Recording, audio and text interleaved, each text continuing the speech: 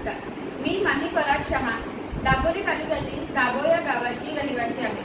मी गुहागर तालुक्यातील Balbharati public school RGPPL Ratnagiri या शाळेची विद्यार्थिनी असून CBSE बोर्ड 10वी परीक्षेत मला 99.2% मार्क मिळाले आहेत. या व्यतिरिक्त मी माझ्या शाळेत देखील प्रथम क्रमांक पटकावला आहे. या माझ्या यशामध्ये मला माझ्या आई वडिलांचं व माझ्या शिक्षकांचा मोलाचा साथ लाभला आहे.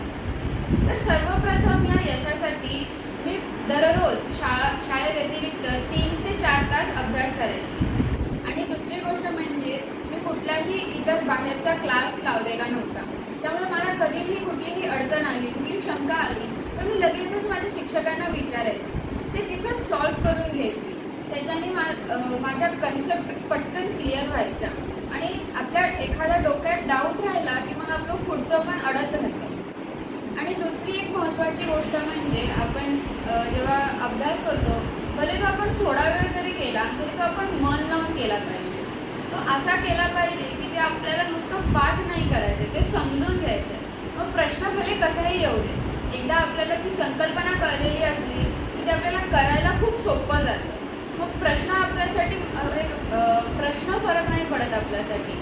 आपल्याला फक्त कुठली संकल्पना विचारली आहे हे लक्षात यायला पाहिजे. कुठलीही गोष्ट शॉर्टकट किंवा एका रात्री परीक्षेच्या 4 दिवस आधी अभ्यास करून होत नाही. त्यासाठी आपल्याला सलग सातत्याने रोज अभ्यास करावा लागतो.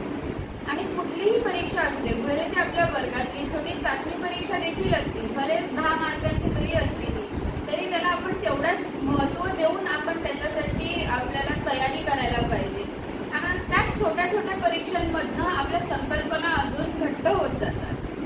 आणि दुसरी एक महत्त्वाची गोष्ट म्हणजे मला एकदा का माझा सिलेबस झाल्यानंतर मी जेवढे जास्त सॅम्पल पेपर आणि प्रॅक्टिस पेपरची जेवढी जास्त प्रॅक्टिस केली त्याचा मला खूप फायदा झाला. जेवढी जास्त आपण प्रॅक्टिस करतो तेवढं जास्त आपल्या संकल्पना खूप घट्ट होतात. भरपूर वेळा प्रश्न विचारला गेल्यावर आपल्याला पण कधी कधी प्रश्न पडतो.